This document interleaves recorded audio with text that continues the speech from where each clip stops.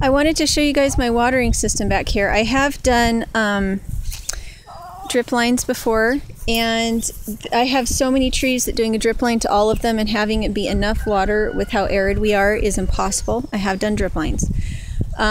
This is not a drip line. This is this is a flood pipe. I don't know what to call this.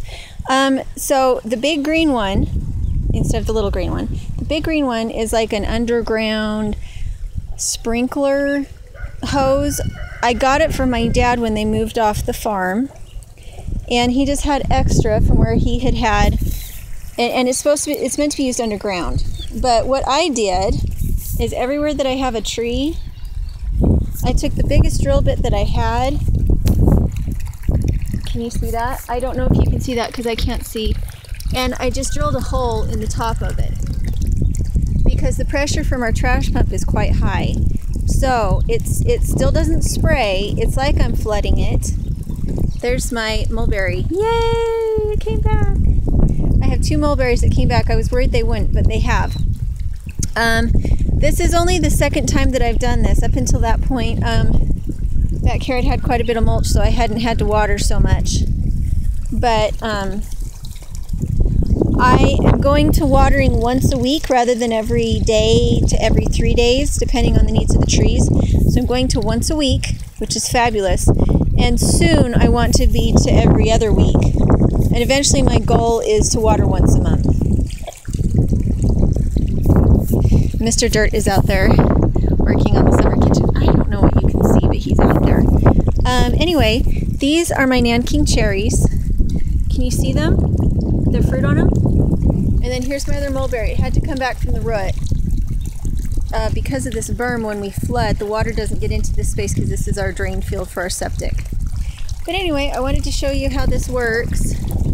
Again, I can't really tell what you can see, but it does honestly flood things, so it works really good. And then in the back I have my big storage tank that I have a little hose in, and I siphon into that black container to administer fertilizer.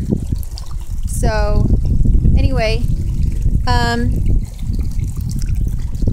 everything looks really good. Here's the mama. I throw, once the babies get big enough, I throw the mom out in the general pasture with the other chickens. And if the babies need special food, they're small enough they can still get through the chain link.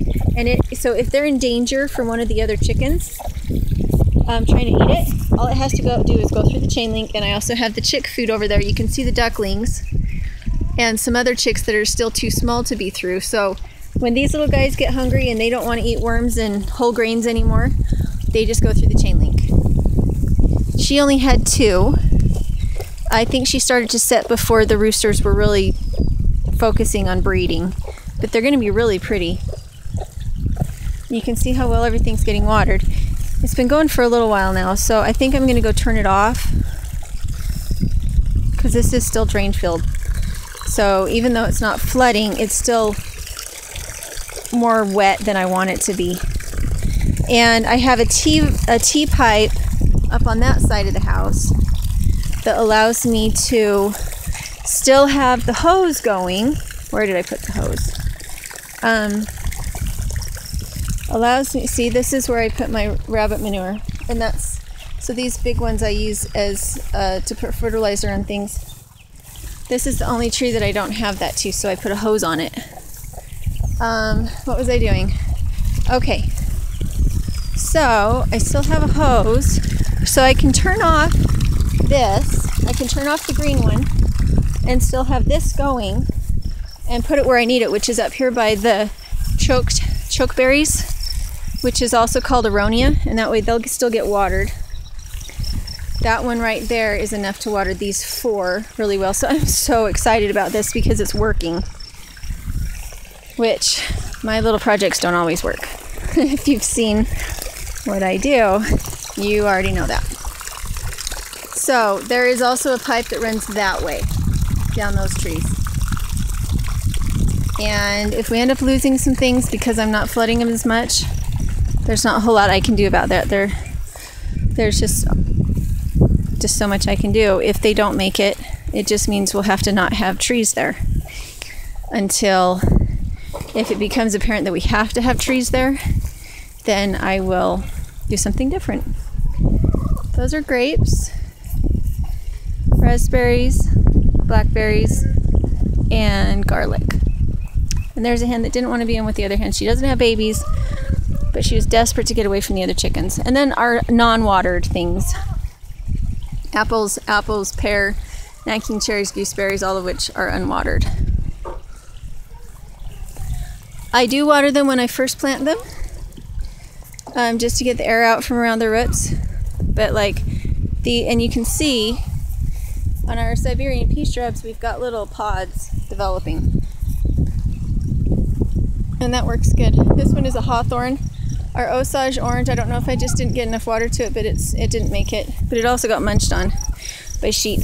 And here are my unwatered grapes. See, we've got lots and lots and lots and lots and lots of grapes on them this year. The ones on that side got chomped on by the goats, but they still have grapes on them. So I have Jumper attached to a rope now, because when she is tied up, her babies stay closer to her and don't make as many destructive things. And that's the circle she makes. It's not good for the pasture, but I just don't have it in me to keep them off of the hay and the other destructive things they do.